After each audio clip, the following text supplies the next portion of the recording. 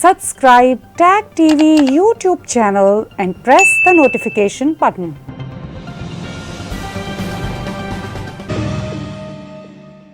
The beats for you Bharat education and technology series में हम बातचीत करते हैं भारत में कैसे एजुकेशन और टेक्नोलॉजी का फ़रोग़ हो, कैसे उसका दौरा हो, कैसे उसकी बढ़ोतरी हो। और जबकि हम कहते हैं कि हम बहुत सारे साइंटिफिक फील्ड्स में लीडिंग नेशन भी हैं और इसके साथ साथ हमारा इतिहास भी हमें बताता है कि हम किस तरह लीडिंग नेशन थे, हैं और रहेंगे। इसी कॉन्टेक्स्ट में जब हम आईटी की दुनिया की बात करते हैं, आर्टिफिशियल इंटेलिजेंस की बात करते हैं, तो भी भारत के जो हमारे एक्सपर्ट्स हैं वो फ्रंट रो में हमें नज़र आते हैं। और एक ऐसी ही हस्ती मेरे साथ इस वक्त जुड़ी हुई हैं। मैं खुशामदीद कहता हूँ संक्रांत सानू भाई को।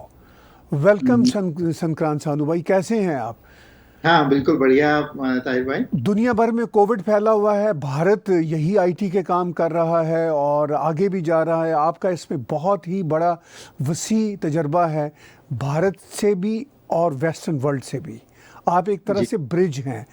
ये बताइए कि इस वक्त आज के समय में आईटी की दुनिया में भारत आपको कहाँ नज़र आता है? देखो, कुछ एरियाज हैं जिसमें भारत ने काफ़ी अच्छा किया है, जैसे कि आईटी सर्विसेज एरिया है, उसमें उसने काफ़ी अच्छा किया है। और लेकिन बाकी कुछ एरियाज में देखें, यानी कि अगर आप स्टार्टअप वर्ल्ड में देखें जिसमें अभी भारत आगे आ रहा है, लेकिन अगर आप चीन से उसका मुकाबला करें, क्योंकि मैं बेंचमार्क के लिए अमेरिका को लूंगा या चीन को लूंगा, अगर भारत को आगे बढ़ के वर्ल्ड पावर की दृष्टि की दिशा में जाना है तो हमको इनसे मुकाबला करना पड़ेगा। तो मैं अभी आंकड़े कुछ देख रहा था, चीन के अभी 227 यूनिकॉर्न्स हैं। यूनिकॉर्न उसको कहते हैं जो कि 1 बिलियन से ज़्यादा डॉलर वैल्यूएशन की कंपनी हो, प्राइवेट। तो स्टार्टअप कंपनी है जो 1 बिलियन डॉलर से ज़्यादा वैल्यूएशन कर गई है, तो उसको यूनिकॉर्न कहते हैं। तो यूनिकॉर्न की दृष्टि से चीन में अभी जो मैंने लास्ट आंकड़े चेक किए, शायद अगस्त 2020 के हैं, 227 यूनिकॉर्न्स हैं, जबकि इंडिया में केवल 21 यूनिकॉर्न्स हैं। तो हमको और चीन यूएस से भी सिर्फ शायद 6-7 यूनिकॉर्न ही पीछे है। तो उस तरह से देखें तो चीन अपना नेटिव इकोसिस्टम में और world leading multi billion dollar IT companies खड़ा करने में ज़्यादा सक्षम हुआ है भारत से। तो ये भारत को को आगे देखना होगा कि हम कैसे पकड़ें, कैसे आगे जाएं, हमारे में क्या कमियां हैं, उसको कैसे सुधारें। ये बहुत ही इंटरेस्टिंग नंबर आप बता रहे हैं कि 221 के करीब यूनिकॉर्न जो हैं वो चाइना के, यानी $1 बिलियन वर्थ ऑनवर्ड्स के, और भारत में ओनली 21 अभी तक ऐसी सिचुएशन है। तो हम हमेशा ये क्लेम भी करते हैं कि हम आईटी की वर्ल्ड में बहुत आगे हैं, और जबकि इंग्लिश पे भी हमारे जो आईटी के लोग हैं उनकी कमांड अपरेंटली बेहतर नज़र आती है। तो आपने कहा कि ये देखना होगा कि हम क्यों पीछे हैं अगर सिर्फ चाइना के साथ ही हम कंपेयर करें, और आपकी बात दुरुस्त है कि चाइना और अमेरिका के साथ ही कंपेयर किया जा सकता है, और तो कंपैरिजन बनता भी कोई नहीं है। हाँ, बेंचमार्क अगर करोगे तो उन्हीं से करोगे ना। ठीक है ना। तो फिर वाकई आपका बहुत बढ़िया एक्सपीरियंस है इस प्रोफेशन में। कैसे ये पार्ट हम करेंगे, ये जो इतना बड़ा डिफरेंस है?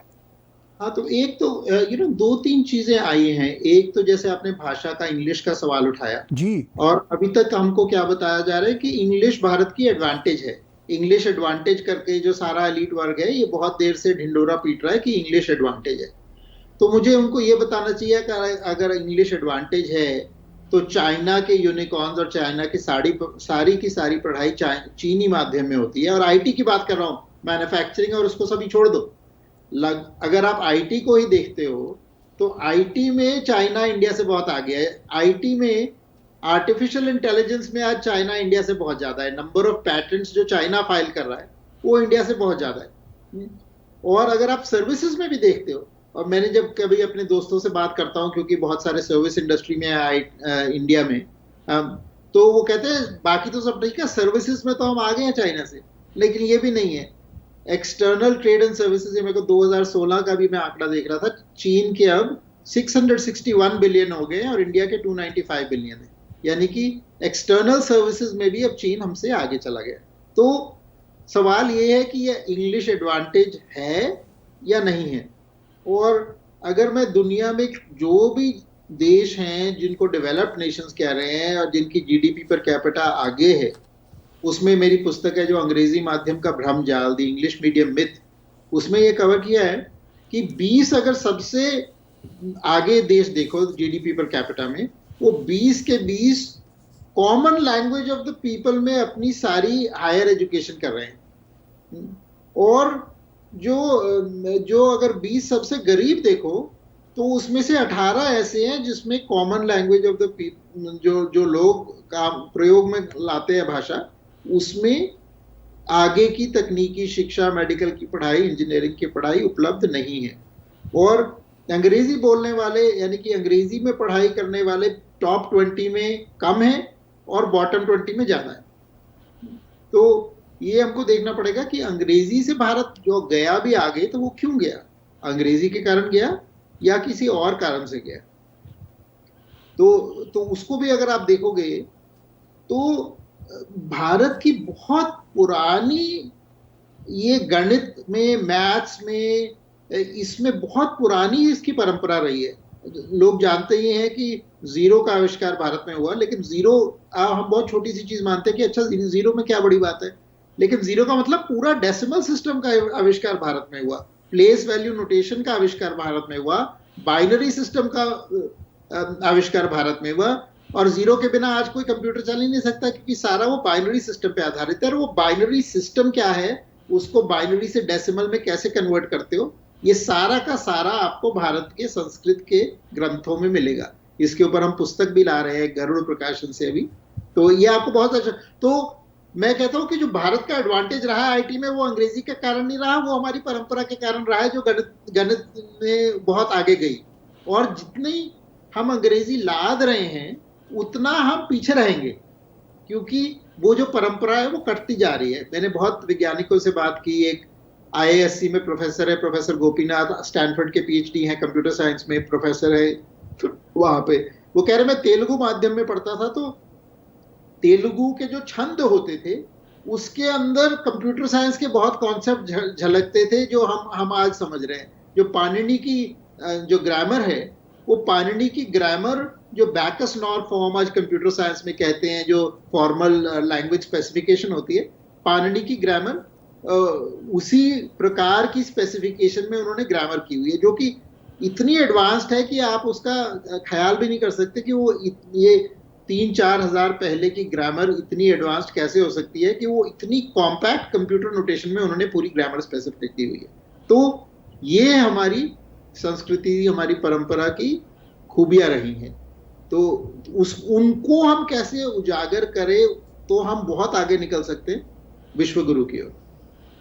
यानी बड़ा इंटरेस्टिंग आपका ये पॉइंट है कि जो एक मिथ पाई जाती है कि अंग्रेज़ी की वजह से हमें एडवांटेज है, लेकिन आज हमें लग रहा है कि वो एडवांटेज अंग्रेज़ी की वजह से नहीं है, हमारे अपने इतिहास की वजह से है। और जो एडवांटेज हमसे ले रहे हैं वो अंग्रेज़ी की वजह से नहीं ले रहे। जैसे चाइना है, वो तो अपनी ही भाषाओं पे रिलाई कर रहे हैं और नॉलेज को ना सिर्फ गेन कर रहे हैं बल्कि आगे भी लेके जा रहे हैं और उसको अपने लिए बेनिफिशरी भी बना रहे हैं।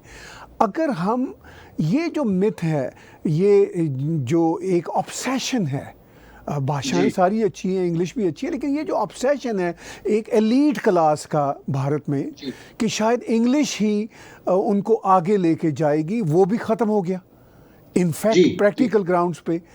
तो क्या फिर हम आईटी की दुनिया में भारत के अंदर फिर किस तरह एटलीस्ट चीन को ही चेस कर सकें? जी उसमें ना तो दो बातें आपने कही। एक तो मैं एक अंतर करना चाहूंगा अंग्रेजी माध्यम में और अंग्रेजी सीखने में। यानी कि अंग्रेजी सीखना अच्छी चीज़ है। लोगों को सबको अंग्रेजी सीखनी चाहिए, उसमें कोई है दुनिया की जो इंफॉर्मेशन उसको आप टैप कर सकते हैं, ठीक है। लेकिन जब आप माध्यम बदल देते हैं, यानी कि मीडियम बदल देते हैं, तो उसमें परेशानी होती है। मीडियम बदलने पर परेशानी क्या होती है कि जो बच्चा है, आपसे वो जो गांव में बच्चा है, वो स्कूल जा रहा है, वो गांव का बच्चा है, उसने हिंदी में पढ़ा है, उसने पंजाबी में पढ़ा है, उसने बंगाली में पढ़ा है। वो जब स्कूल जा रहा है तो स्कूल में जब जाएगा और उसको उसके घर की भाषा अंग्रेजी नहीं है, उसके वातावरण की भाषा अंग्रेजी नहीं है, लेकिन आप उसको कहोगे कि अंग्रेजी माध्यम में पढ़ो, तो उसको कुछ समझ आएगा? क्लास में क्या बता रहा जाए समझ आएगा? ऐसे बच्चे मैं देख रहा हूं, मैं इंटरव्यू करता हूं अपनी कंपनी के लिए। एक लड़की आई जो कि 10 साल अंग्रेजी माध्यम स्कूल में उत्तर प्रदेश में, यूपी में, कानपुर के पास एक छोटे शहर में, गांव में भी नहीं, एक छोटे शहर में पढ़ी 10 साल। लेकिन 10 साल अंग्रेजी माध्यम में पढ़ने की, ना वो अंग्रेजी का एक सेंटेंस सीधा लिख सकती है और ना वो हिंदी का सेंटेंस सीधा लिख सकती है, क्योंकि आपने उसकी जो उसकी समझने की क्षमता है उसको आपने जीरो कर दिया उस पर अंग्रेजी लाद लाद के। तो हमको उसके बारे में विचार करना है कि बच्चे की मानसिक जो विकास है, बच्चे का बुद्धि कैसे बढ़ेगी, वो उसकी अपनी भाषा से बढ़ेगी, वो अंग्रेजी से नहीं बढ़ेगी।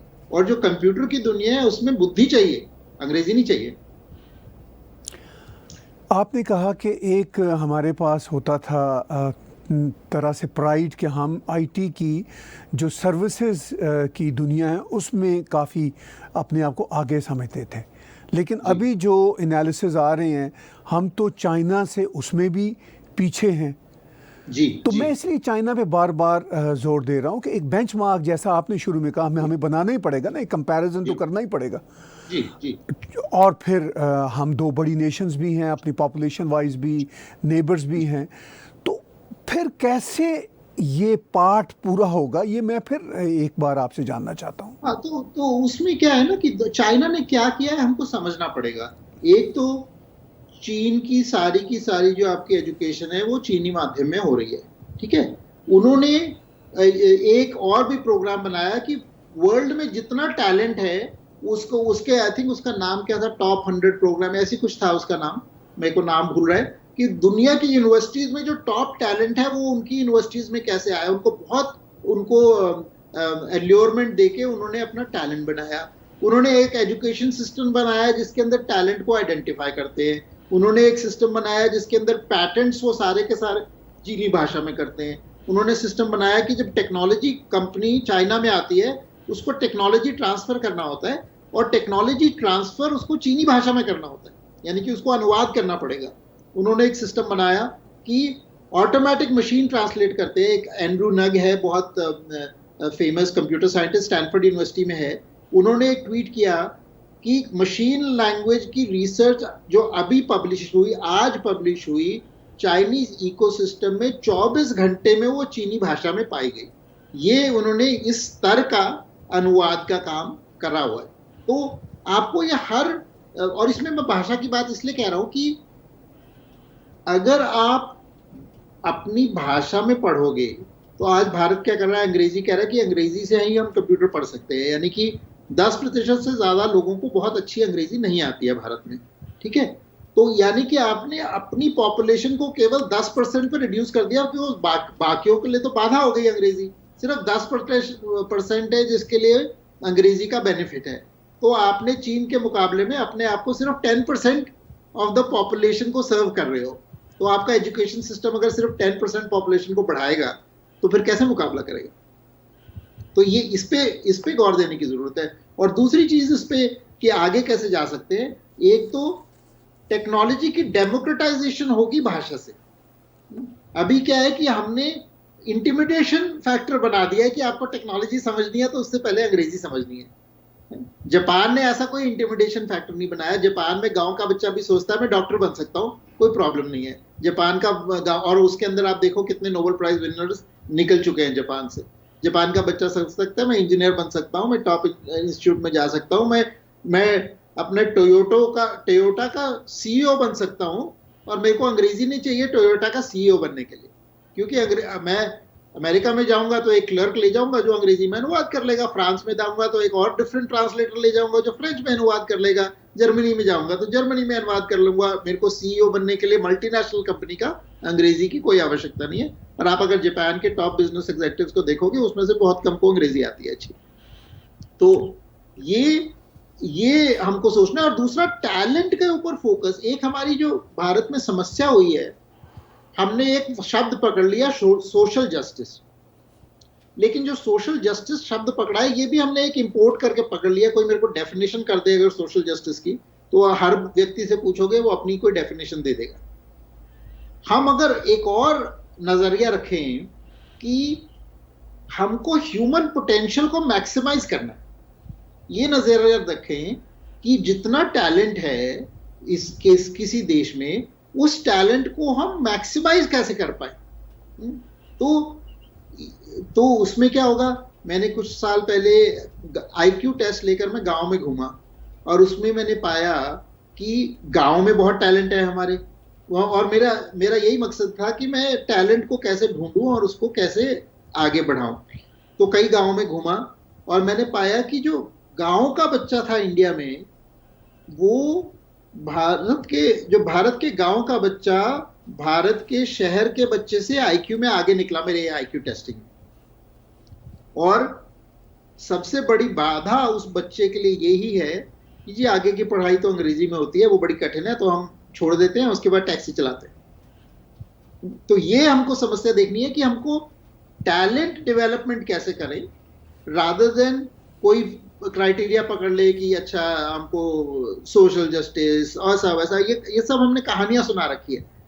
सब टैलेंट राइज करेगा तो सबको वैसे ही अफ्लुएंस मिलेगा।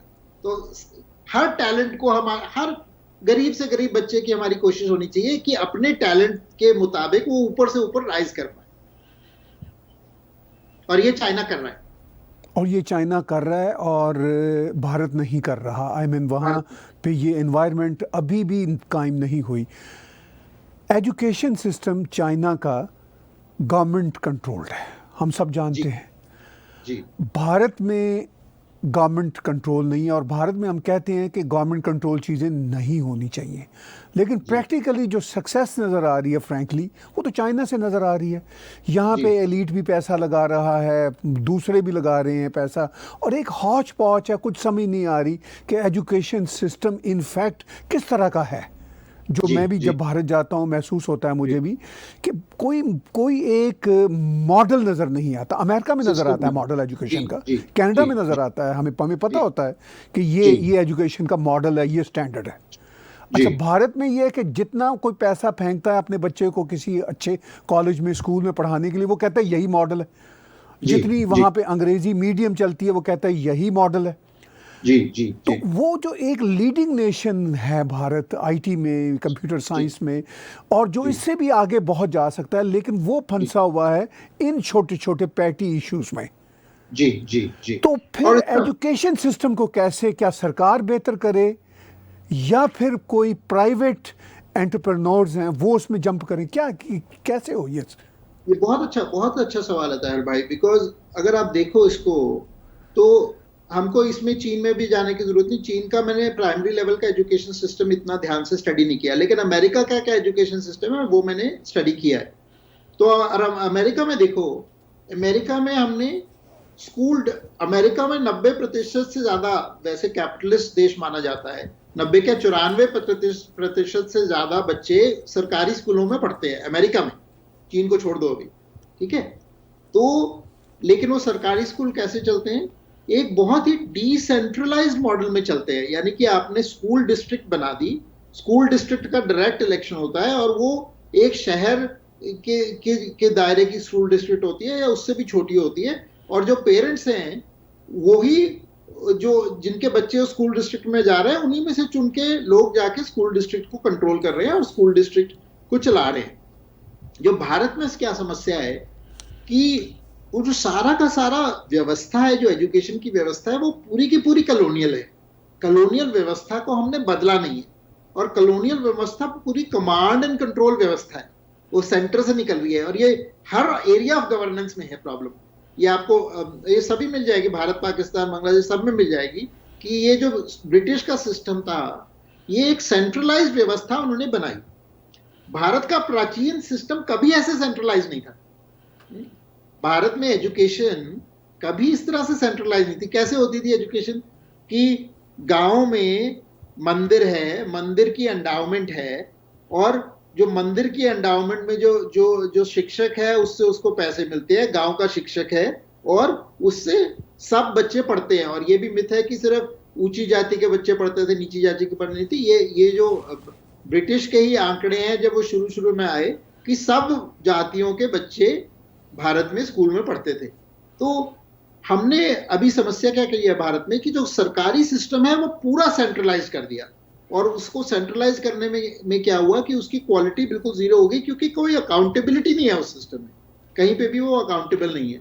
पेरेंट्स के लिए तो बिल्कुल अकाउंटेबल नहीं है कुछ भी, चाहे टीचर आए ना आए, चाहे आके सोए, कुछ पढ़ाए ना पढ़ाए, उसको अपनी तनख्वाह मिलती जाएगी, पेंशन की तरह उसको लग गई है। तो ये समस्या है जो सरकारी स्कूल सिस्टम है। और जो प्राइवेट स्कूल सिस्टम है वो कहने को नॉन प्रॉफिट है वो, लेकिन वो सारा पैसा बनाने के लिए और बहुत हाई प्राइस्ड है, जो कि कॉमन जनता अफोर्ड नहीं कर सकती। अब इन्होंने आरटीई में क्या किया, राइट टू एजुकेशन एक एक्ट पास किया।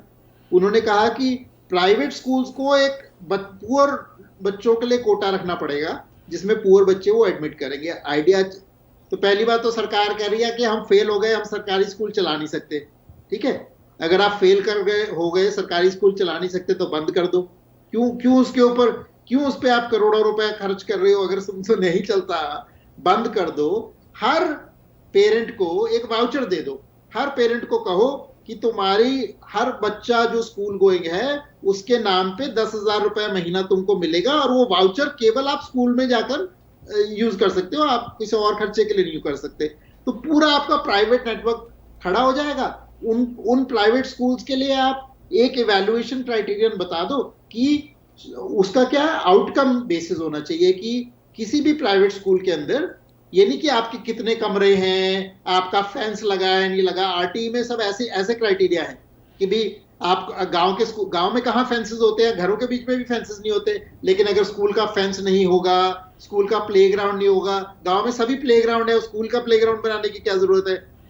अगर है भी जरूरत, लेकिन उसको मैंडेटरी करने की क्या जरूरत है?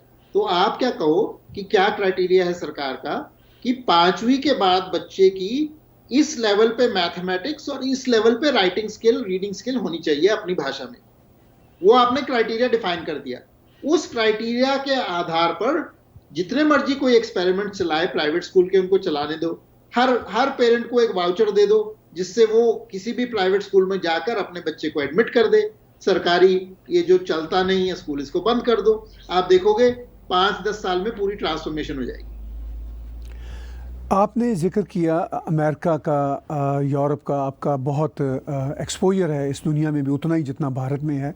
यहाँ पर कैपिटलिज्म ही है, मगर जो एजुकेशन सिस्टम है वो मैं ये कहूँगा कि सिर्फ प्राइमरी ही नहीं बल्कि स्कूल्स का भी और इवन कॉलेजेस के लेवल पर भी, यूनिवर्सिटी लेवल तक भी वो एक ही है। हमारे बच्चे यहाँ से पढ़ रहे हैं, मैं उनका सिलेबस देखता हूँ, और वो जो उनकी फैसिलिटीज़ हैं गवर्नमेंट की तरफ से उनको एजुकेशन में आगे पढ़ने के लिए, वो भी बहुत है।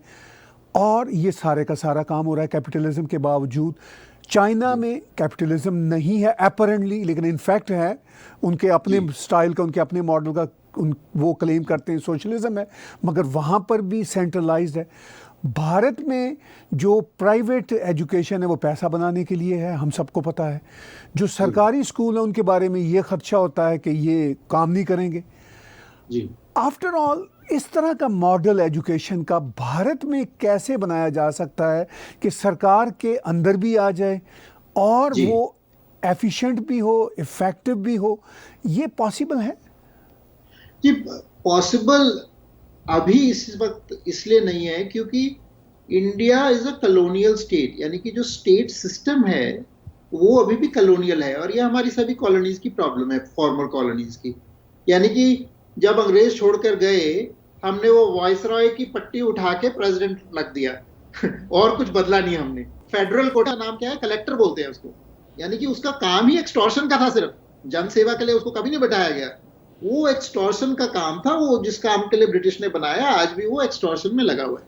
तो दो ही तरीके हैं, या तो आप कॉलोनियल स्टेट का पूरा ढांचा बदलो और ढांचा बदल के कहो कि ये कॉलोनियल स्टेट माई बाप सरकार होने की जगह जन सेवा की सरकार बनेगी जो जनता से निकल कर आएगी, है ना।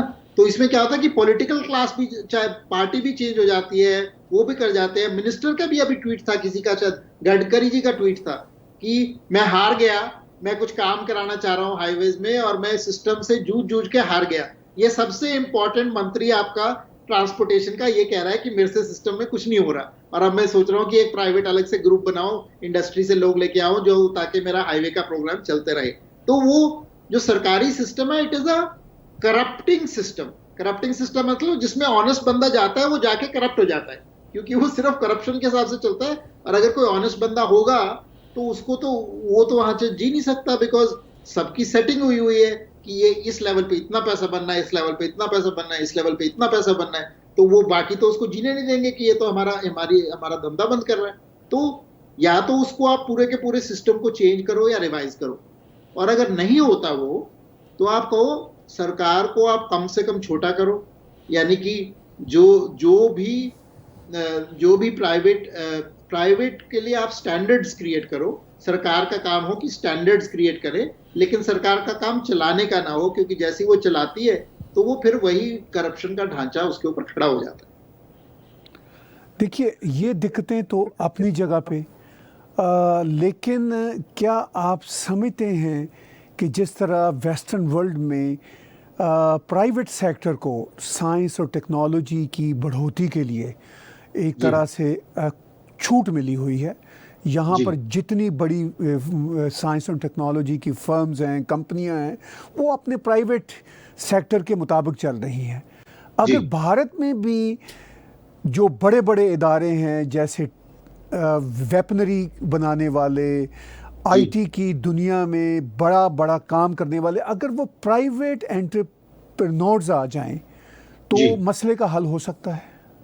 जी, वो हो रहा है, कुछ एंटरप्राइज लेवल पे कुछ हो रहा है। अब इसमें जो अभी की सरकार है उसने अच्छा काम भी किया है कि डिफेंस के अंदर प्राइवेट सेक्टर को इन्वॉल्व करने का, कॉन्ट्रैक्ट्स देने का। बिकॉज आपको पता है यूएस के अंदर science and technology DRDO funding के कारण, डिपार्टमेंट ऑफ डिफेंस फंडिंग के कारण बहुत बढ़ी है।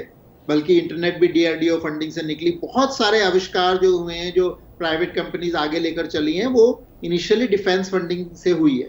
तो उस तरह से कुछ अच्छे कदम उठाए हैं सरकार ने कि प्राइवेट सेक्टर को इन्वॉल्व करें और प्राइवेट सेक्टर की पार्टनरशिप में करें। ये कोवैक्सीन जो काम है, ये बहुत बड़ी सफलता कहूंगा प्राइवेट सेक्टर का, जो इंडिया आज पूरे दुनिया को वैक्सीन दे रही है, अपने आप को वैक्सीनेट कर पा रही है। तो ऐसी बात नहीं है कि सक्सेसेस नहीं है, और ये प्राइवेट सेक्टर के अंदर वो आगे बढ़ रहे हैं। लेकिन एजुकेशन में अभी भी काफी प्रॉब्लम है। एजुकेशन को आपने कोई ढंग का रिफॉर्म नहीं किया, और उनकी न्यू एजुकेशन पॉलिसी भी है, उससे भी मैं थोड़ा निराश ही हुआ हूँ, क्योंकि उसमें भी उन्होंने वही जो कमांड एंड कंट्रोल सिस्टम है उसी के आधार पर आगे चलाया है। उसको उस तरह से ना डिसेंट्रलाइज किया है और ना ही प्राइवेटाइज किया।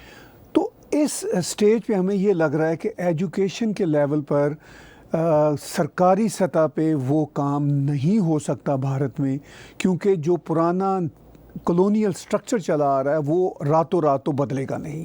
बिल्कुल। अच्छा, प्राइवेट सेक्टर अगर कुछ कंट्रीब्यूट कर सकता है तो वो ऑफ कोर्स इंडस्ट्रीज़ के लेवल पे, साइंस और डेवलपमेंट के, बिजनेस के जहाँ पर एंगल्स आते हैं उसमें कर सकता है।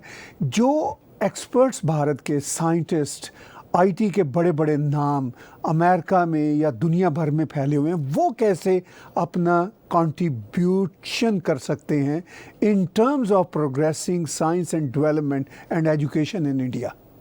जी जी, नहीं, बहुत अच्छा सवाल है। तो इसमें तो हम जो लोग बाहर हैं और जो कंपनीज में हैं, डेफिनेटली इंडिया में आउटसोर्सिंग जो हो रही है उससे डेफिनेटली बेनिफिट हुआ है इंडिया को। तो हम आउटसोर्स कर सकते हैं इंडिया को, उसके प्रॉपर टेक्नोलॉजी पार्टनर्स ढूंढ सकते हैं वहां पर, हम अपनी एक्सपर्टीज कंट्रीब्यूट कर सकते हैं। हम ये जो अगर भाषा का जो मुद्दा है उस पर काम करना है, तो उसमें आप अपनी एक्सपर्टीज अपनी भाषा में बुक्स लिख सकते हैं, पेपर लिख सकते हैं, फंडिंग कर सकते हैं कि ये ट्रांसलेशन प्रोजेक्ट्स कैसे शुरू हो। तो ये पूरा का पूरा इकोसिस्टम जो बाहर का है, और बाहर के लोग भी, कुछ अमेरिका में और देशों में लोगों ने भी मेरे से संपर्क किया है कि हम ये किस तरह से अनुवाद का काम करें, भारतीय भाषाओं में लेकर आए, किस तरह से अपनी टेक्नोलॉजी एक्सपर्टीज कंट्रीब्यूट करें। आउटसोर्सिंग की तो फील्ड है। एक बहुत मजेदार आपको उदाहरण देता हूँ। जोहो के जो सीईओ हैं Sridhar Vembu, Zoho multi billion dollar company है जो भारत से निकली है आईटी में।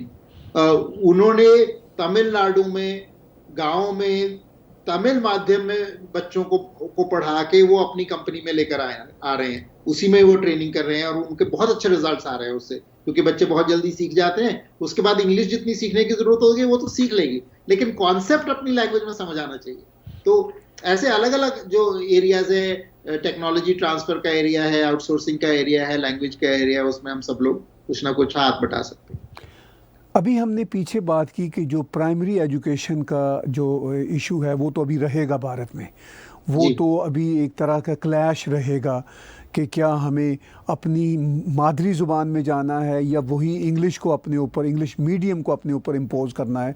वो अभी जो इशू है वो कुछ जल्दी हल होने वाला मुझे नज़र नहीं आता। लेकिन जो उसके बाद हम देखते हैं प्रोफेशनल कॉलेजेस, स्कूल, जैसे इंडियन आईटी टेक्नोलॉजी के जो इंस्टीट्यूट्स हैं भारत में, वो उनको अगर आप देखें, या इसी तरह हायर एजुकेशन के साइंस और डेवलपमेंट में जो ख़ास तौर पर जो इंस्टीट्यूशन है, वहाँ पर जो सिचुएशन है वो आपको कैसी नज़र आती है? नहीं, उसमें कुछ हमने अच्छा काम किया है। जैसे मैं भी आईआईटी कानपुर में पढ़ा और आईआईटीज में भी गया हूं। तो आईआईटीज में एक अच्छा स्तर है एजुकेशन का, और वो अच्छा स्तर अधिकतर वो सिलेक्टिविटी के कारण आया है। क्योंकि आप क्या करते हो कि लाखों के लाखों बच्चे बैठते हैं इम्तिहान में, आईआईटी में कुछ हजार बच्चे सिलेक्ट होंगे, तो उसमें जो सिलेक्टिविटी के कारण आपका बहुत जो होशियार बच्चे हैं वही आ पाते हैं, और टीचर्स का स्तर भी अच्छा है। तो इसके कारण कुछ ऐसे इंस्टीट्यूट्स हैं जो कि अच्छे स्तर पर काम कर रहे हैं, अच्छी टेक्नोलॉजी अच्छे लेवल के ऊपर टेक्नोलॉजी कर रहे हैं। लेकिन फिर भी इस सब के बावजूद भी आपको अगर टॉप 100 आप देख लोगे इंस्टीट्यूट्स वर्ल्ड के, उसके अंदर आईआईटी आपको बहुत ही कम लिस्ट में मिलेंगे। यानी कि आपको इजराइल का टेक्नियन जो हिब्रू माध्यम में काम कर रहा है वो मिल जाएगा, लेकिन वर्ल्ड स्टैंडर्ड में अगर आप बेंचमार्क करें, इंडिया में तो आईआईटीज है ही बहुत अच्छे, उसमें कोई डाउट नहीं है, और उनकी कंट्रीब्यूशन इंडिया में और बाहर भी काफी रही है। लेकिन वर्ल्ड स्टैंडर्ड पे बात बेंचमार्क करें तो अभी हमको काफी और काम करने की आवश्यकता है। हमेशा से ये कहा जाता रहा कि भारत से ब्रेन ड्रेन बहुत होता है जी। इस वक्त सूरत हाल क्या है? मेरे पास आंकड़े तो नहीं हैं, लेकिन मैं ये जरूर कह सकता हूं कि आज भारत में ज्यादा बच्चे भारत में रह रहे हैं। क्योंकि आईआईटी का एक टाइम तो होता था कि लगभग पूरा का पूरा बैच बाहर चले जाता था, लेकिन आज भारत में भी बहुत अपॉर्चुनिटीज हैं उनके लिए, बहुत अच्छा सैलरी पैकेज भी मिल जाता है, और स्टार्टअप इकोसिस्टम भी बढ़ रहा है, और बहुत सारे एंटरप्रेन्योर्स भी निकल रहे हैं। तो आज की स्थिति मेरे हिसाब से ब्रेन ड्रेन की समस्या इतनी बड़ी समस्या नहीं है। टैलेंट डेवलपमेंट की समस्या अभी भी है, क्योंकि अभी हम बहुत कम प्रतिशत टैलेंट को हार्नेस कर पा रहे हैं जितना कि हम कर सकते हैं। संक्रांत भाई, बहुत शुक्रगुजार हूँ कि आपने काफ़ी चीज़ों पे रोशनी डाली। आखिर में सम अप कीजिए और बताइए हमें कि जो बातें हमने अब तक की हैं उसकी रोशनी में हम कैसे वो ख़ास तौर पर जो चीन के साथ ही अगर हम उस बेंचमार्क को देखें जो इतना पीछे जा रहे हैं एजुकेशन के ऑलमोस्ट बहुत सारे फील्ड्स में जी, वो कैसे हम पाट सकें, कैसे वो जर्नी को अपने पेस को आगे बढ़ाएं। जी जी।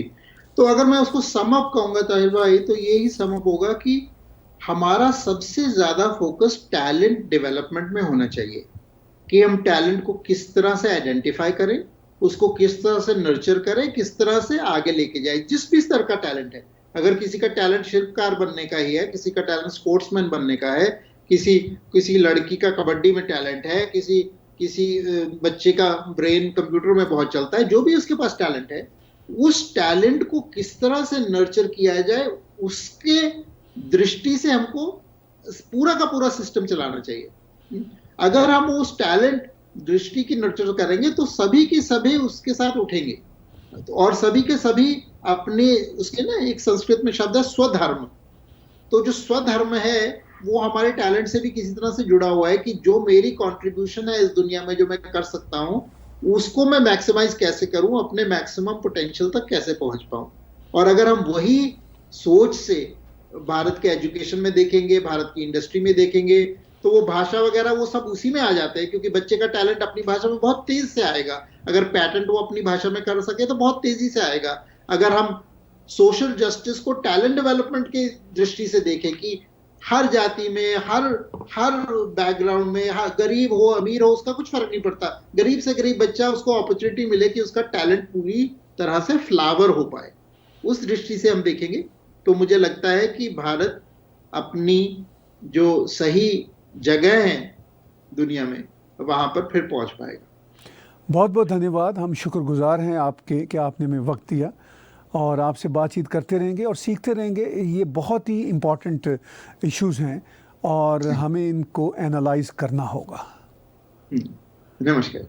Thank you very much. बातचीत सुन रहे थे आप संक्रांत सानू जी की, जो आईटी की दुनिया में एक ख़ुद बड़ा नाम है और भारत की एजुकेशन की दुनिया में भी वो गहरी नज़र रखते हैं और चाहते हैं कि अपना कंट्रीब्यूशन भी करें और अपनी सजेशंस भी दें और अवेयर भी करें पूरे समाज को कि साइंस, टेक्नोलॉजी और एजुकेशन की दुनिया में भारत कैसे आगे जा सकता है। बीट्स के सिलसिला में जो हम साइंस, डेवलपमेंट और एजुकेशन की मद्दम में जो बातचीत कर रहे हैं वो बहुत इम्पॉर्टेंट है।